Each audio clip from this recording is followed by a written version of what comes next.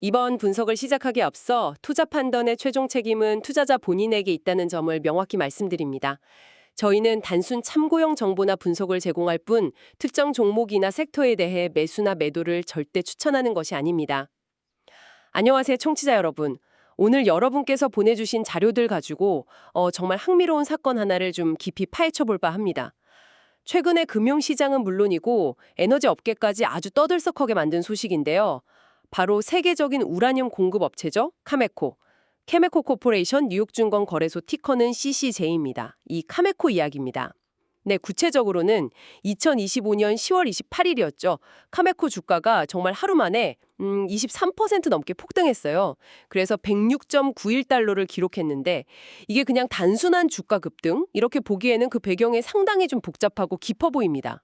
그래서 오늘 저희는 이 현상의 근본 원인이 뭔지 또 이게 뭘 의미하는지 여러 각도에서 한번 살펴보려고 합니다. 이 폭등의 직접적인 계기가 된 건 카메코하고 또 글로벌 자산운용사죠. 브룩필드 자산운용. 이 두 회사가 미국 정부와 파트너십을 맺었다. 이런 발표 때문이었어요. 네, 내용을 보니까 미국 정부가 웨스팅하우스 원자로 이걸 미국 안에 짓고 배치하는 걸 좀 더 빨리 하기 위해서 자금을 지원하겠다는 거죠. 그 규모가 최소 800억 달러라고 하니까 우리 돈으로 환산하면 약 11조 5천억 원. 정말 어마어마한 규모입니다. 네, 맞습니다. 이 발표는 사실 그냥 한 기업에 좋은 일이 생겼다, 이 수준을 훨씬 넘어서는 아주 중대한 의미를 가지고 있다고 봐야 합니다. 여러 가지가 얽혀 있는데요. 예를 들면 국가 차원의 에너지 안보 문제, 그리고 요즘 AI 때문에 전력 소요가 폭발적으로 늘고 있잖아요. 그 문제도 있고요. 또 러시아 우크라이나 전쟁 이후로 국제 정세도 복잡하고 지정학적인 역학관계 변화, 이런 것도 관련이 있습니다. 그리고 또 한 가지 중요한 건 오랫동안 좀 침체되어 있었던 원자력 산업 자체가 다시 살아날 가능성, 이른바 원자력 르네상스의 시작일 수도 있다, 이런 시각까지 나오고 있거든요. 이게 굉장히 여러 굵직한 흐름들이 딱 만나는 지점인 거죠. 그래서 오늘은 이 복합적인 사안을 좀 입체적으로 분석해 볼 필요가 있겠습니다. 좋습니다. 그럼 먼저 그 파트너십 계약 자체부터 좀 더 자세히 들여다볼까요? 카메코에게 이번 파트너십이 정확히 어떤 변화를 가져오는 걸까요? 이게 단순히 우라늄 캐서 파는 회사가 아니게 된다, 이런 의미로 봐야 할까요? 네, 그 변화의 폭이 상당히 크다고 봐야 합니다. 카메코의 사업 모델 자체를 그냥 근본적으로 바꿔버리는, 그야말로 게임 체인저라고 불러도 될 정도예요. 예전에는 카메코가 주로 우라늄을 캐서 그 정광을 파는 데에 집중했었죠. 그런데 이제는 원자력 발전의 핵심 가치사슬, 그 전체로 사업 영역을 넓히는 아주 결정적인 기획을 잡은 겁니다. 그러니까 우라늄 연료 공급은 기본이고 원자력 기술이나 관련 서비스까지 다 아우르는 그런 통합 에너지 솔루션 기업으로 이제 발돋움할 수 있는 발판이 마련됐다, 이렇게 볼 수 있는 거죠. 아, 듣고 보니 그렇군요. 그런데 사실은 카메코가 2022년에 브룩필드랑 같이 웨스팅하우스 지분 49%를 인수했었잖아요. 그때만 해도 시장에서는 그 결정에 대해서 약간 물음표를 던지는 시각도 꽤 있었던 걸로 기억해요. 저거 너무 위험한 투자 아니냐? 괜한 짓 하는 거 아니냐? 이런 우려들이었죠. 네, 맞아요. 바로 그 지점이 정말 흥미로운 건데요. 그때는 좀 불확실해 보이고 어쩌면 모험처럼 보였을 수 있는 그 선제적인 투자가 이번 발표 하나로 완전히 재평가받게 된 겁니다. 결과적으로 보면 미래의 큰 그림을 미리 내다본 신의 한 수였다, 이런 평가가 나오는 거죠. 카메코 입장에서 한번 생각해 보세요. 자기들이 생산하는 우라늄이 결국 어디에 쓰이나요? 원자력 발전소잖아요. 그런데 그 원자력 발전소 프로젝트 자체를 이제 안정적으로 확보하게 된 셈이에요. 최종 수요처를 직접 갖게 된 거죠. 아, 그게 정말 크네요. 그렇죠. 이게 왜 중요하냐면 장기적으로 우라늄 수요가 예측 가능해진다는 거예요. 아시다시피 원자재 시장은 가격 변동성이 엄청나게 크지 않습니까? 그 가격 등락에 따라서 기업 실적이 막 널뛰기를 하는데 이런 리스크를 상당히 줄여주고 아주 안정적인 수익 기반을 다질 수 있게 된다는 거죠. 와, 진짜 그림이 딱 맞아떨어지는 느낌인데요. 그러면 카메코의 우라늄 공급 능력에다가 또 세계 최대 대체 투자 운용사 중 하나인 브룩필드, 이 회사의 막강한 자금력, 그리고 대규모 인프라 프로젝트 관리 능력, 거기에 또 웨스팅하우스가 가진 세계 최고 수준의 원자력 기술력까지. 이 셋이 합쳐지면 이건 정말 원전 건설 분야의 어벤져스, 드림팀이라고 불러도 과언이 아니겠네요. 네, 그 드림팀 비유가 아주 적절합니다. 그런데 이 모든 조각들을 딱 맞춰서 완성시킨 결정적인 열쇠, 그게 바로 미국 정부의 참여라는 거죠. 이게 왜 중요하냐면 프로젝트가 가진 가장 큰 불확실성 요인들을 상당 부분 제거해줬기 때문입니다. 역사적으로 보면 미국 안에서 새로운 원자력 발전소를 짓는다는 건 민간 기업 혼자서는 거의 불가능에 가까운 도전이었어요. 아, 그렇군요. 왜죠? 일단 초기 투자 비용이 정말 천문학적입니다. 그리고 건설 기간도 보통 10년 이상 아주 길게 걸리고요. 또 인허가 과정이 굉장히 복잡하고 예측하기가 어려워요. 게다가 건설하다 보면 예산이 처음 계획보다 막 눈덩이처럼 불어나는 경우도 허다했고요. 그러니까 민간 기업 입장에서는 리스크가 너무너무 컸던 거죠. 그런데 이번에는 미국 정부가 직접 나섰잖아요. 자금 조달을 보증해주겠다. 인허가 절차도 빨리 처리될 수 있도록 돕겠다. 이렇게 약속을 한 겁니다. 이러면 프로젝트 위험 부담이 획기적으로 낮아지죠. 사업의 안정성이 극대화되는 거고요. 민간 투자자들 입장에서는 이보다 더 매력적인 환경은 없다고 봐야죠. 자, 그럼 이제 시야를 좀 더 넓혀서 보죠. 왜 하필 지금일까요? 지금 이 시점에 미국 정부가 이렇게까지 파격적인 규모로 그것도 원자력 발전을 투자를 하기로 결정을 내렸을까요? 이게 단순히 카메코나 웨스팅하우스라는 개별 기업을 지원한다 이런 차원을 넘어선 더 큰 배경이 있을 것 같은데요. 네, 맞습니다. 훨씬 더 큰 거시적인 맥락에서 봐야 이 결정의 진짜 의미를 알 수 있습니다. 가장 중요한 배경 중 하나는 역시 인공지능, AI하고 데이터 센터의 폭발적인 성장세입니다. 요즘 AI 기술 발전 속도가 정말 무섭지 않습니까? 그런데 이 AI 모델들을 훈련시키고 또 운영하는데, 그리고 또 엄청난 양의 데이터를 저장하고 처리하는 데이터 센터를 돌리는데 정말 상상을 초월하는 규모의 전력이 필요합니다. 네, 그 얘기는 많이 들었어요. 근데 그 전력이 그냥 필요한 게 아니라 하루 24시간, 1년 365일 내내 단 한순간도 끊기면 안 되는 그런 전력이에요. 이걸 전문 용어로 기저부하라고 하죠. 아주 안정적인 공급이 필수적인 겁니다. 아, 기저부하. 여기서 정말 흥미로워지네요. 우리가 보통 미래 에너지원으로 태양광이나 풍력 같은 재생에너지를 많이 얘기하잖아요. 근데 이런 재생에너지는 사실 날씨나 시간대에 따라서 발전량이 들쭉날쭉하는 그 간헐성 문제가 있잖아요. 그래서 방금 말씀하신 데이터 센터처럼 항상 꾸준하게 안정적으로 전력에 필요한 수요를 만족시키기에는 좀 한계가 있다. 이런 지적이 계속 있었고요. 정확합니다. 결국은 탄소 배출은 없으면서 안정적으로 그것도 대규모로 전력을 공급할 수 있는 현실적인 대안. 그게 바로 원자력이다 이렇게 다시 주목받게 됐다는 거군요.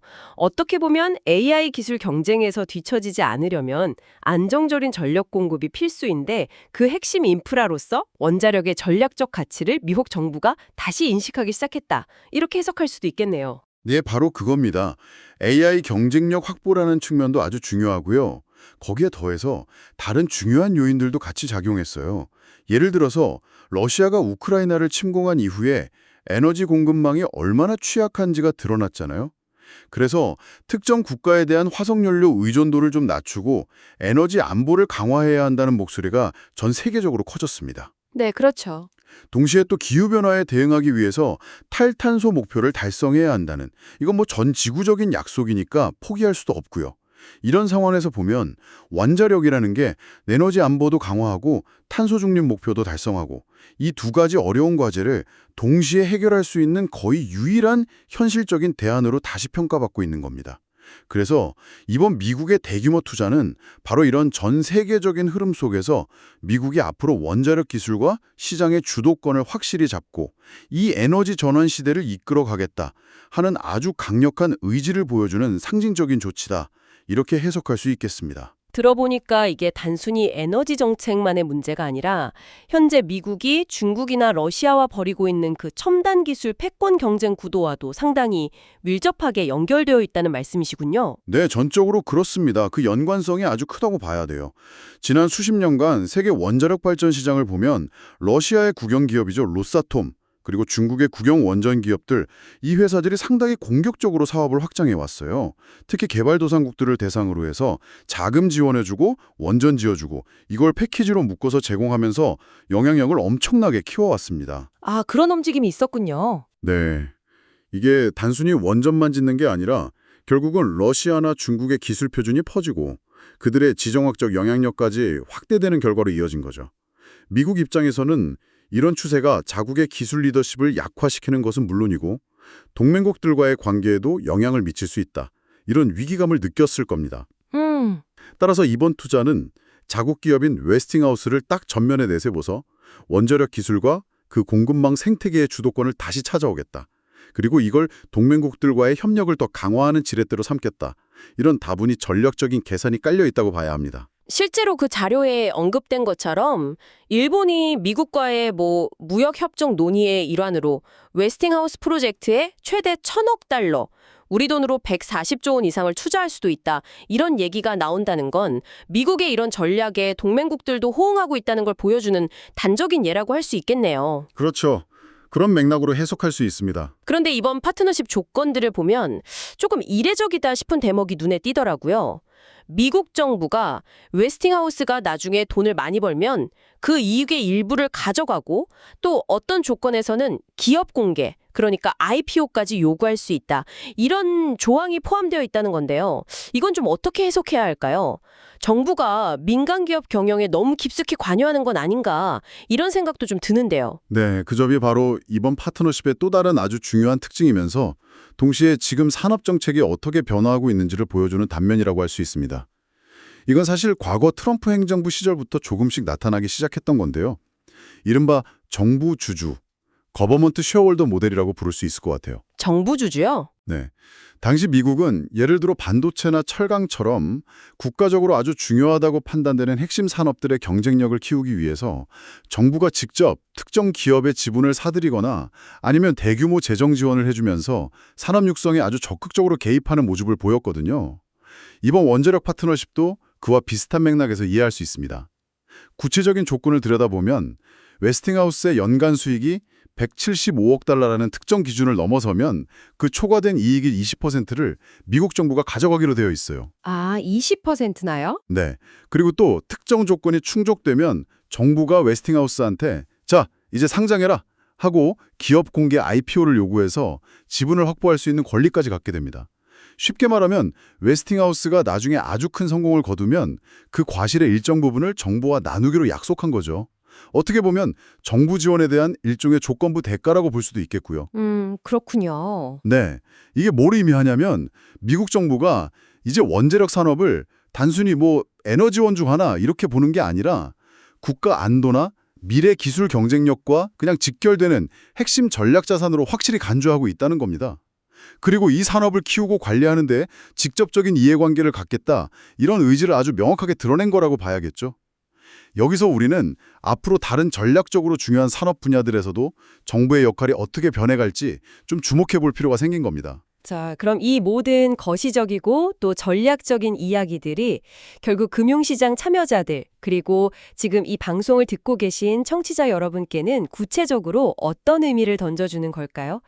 단순히 카메코 주가가 하루 만에 23% 넘게 올랐다, 이 사실 자체보다 더 중요한 시사점을 찾아봐야 할 것 같은데요. 네, 카메코 주가가 그렇게 급등했다는 현상 자체는 시장이 이 회사의 본질적인 가치를 이제 근본적으로 다시 평가하기 시작했다는 신호로 봐야 합니다. 이걸 전문 용어로는 가치 재평가, 영어로는 리레이팅이라고 하죠. 이 리레이팅이 일어나고 있다는 아주 강력한 증거입니다. 앞에서 우리가 계속 얘기했던 그 800억 달러 규모의 원자로 건설 프로젝트. 이게 카메코에게는 어떤 의미냐면 앞으로 수십 년 동안 계속될 아주 안정적이고 예측 가능한 우라늄 수요, 그리고 관련 연료 서비스 수요를 그냥 약속받은 거나 마찬가지예요. 수십 년간의 안정적인 수요? 그렇죠. 과거의 카메코를 생각해보면 국제 우라늄 가격이 오르냐 내리냐에 따라서 실적이 막 크게 요동쳤거든요. 전형적인 원자재 기업의 모습이었죠. 하지만 이제는 웨스팅하우스라는 아주 확실한 수요처를 확보했잖아요. 그러니까 이런 원자재 가격 변동성에 대한 노출을 크게 줄이고 훨씬 더 안정적인 현금 흐름을 만들어낼 수 있는 아주 견고한 사업 구조를 갖추게 된 겁니다. 시장은 바로 이 구조적인 변화에 굉장히 높은 점수를 주고 있다, 이렇게 봐야 합니다. 그렇다면 카메코가 가지고 있는 웨스팅하우스 지분 49% 있잖아요. 그 지분 자체의 가치에 대한 평가도 이전과는 완전히 달라질 수 있겠군요. 네, 당연히 그 지분 가치에 대한 시장의 시각도 달라질 수밖에 없습니다. 이전까지 웨스팅하우스는 물론 뛰어난 원천 기술을 가지고 있었지만 과거에 파산 신청을 했던 이력도 있고 재무적으로 좀 어려움을 겪었던 시기도 있었죠. 맞아요. 하지만 이제는 미국 정부라는 세상에서 가장 강력한 후원자를 등에 업게 된 거잖아요. 그러니까 안정적인 성장이 거의 보장된 기업으로 다시 태어난 셈입니다. 게다가 아까 말씀드렸듯이 만약에 나중에 성공적으로 기업 공개, IPO까지 하게 된다면 카메코가 보유한 그 지분의 시장 가치는 지금 장부상에 잡혀있는 가치보다 훨씬 더 크게 불어날 잠재력이 있는 거죠. 와, 투자자들의 입장에서는 바로 이런 미래의 가치 상승에 대한 기대감을 현재 주가에 미리 반영하기 시작했다. 이렇게 볼 수 있는 겁니다. 이런 큰 흐름이 비단 카메코나 웨스팅하우스 이 두 회사에만 국한되는 이야기는 아닐 것 같습니다.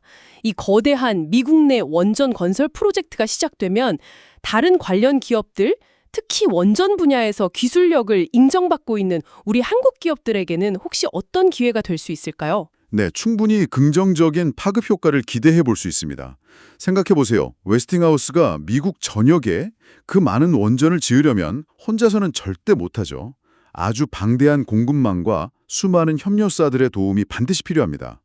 특히 자료에 나온 내용을 보면 웨스팅하우스의 주력 원자로 모델이 AP1000인데 이 AP1000 원자로에 핵심 기기들 있잖아요. 예를 들면 원자로 용기라든가 증기발생기 같은 아주 중요한 설비들. 이런 주요 설비 제작에 강점을 가진 한국의 두산 에너비리티, 그리고 원전 시공 분야에서 아주 오랜 경험과 노하우를 쌓아온 현대건설. 이런 기업들은 이미 웨스팅하우스와 꽤 긴밀한 파트너십 관계를 유지해 왔거든요. 아, 이미 협력 관계가 있었군요. 네. 따라서 미국 안에서 웨스팅하우스 원전 건설이 본격적으로 추진되면 이들 한국 기업들이 관련 기자재를 공급하거나 건설 프로젝트에 직접 참여할 기회가 자연스럽게 더 늘어나겠죠. 그러면 이게 새로운 수주 성과로 이어질 가능성이 상당히 높다. 이렇게 전망해 볼 수 있습니다. 주가 급등 사건은 사실 표면적인 현상 너머에 훨씬 더 거대한 변화의 흐름이 있다는 것을 아주 압축적으로 보여지는 사례였습니다. 첫째로 AI 혁명이 촉발한 정말 전례 없는 수준의 전력 수요 증가라는 기술적인 동인이 있었고요. 둘째로는 에너지 안보를 강화하고 동시에 탈탄소 목표도 달성해야 한다는 시대적인 과제가 있었습니다.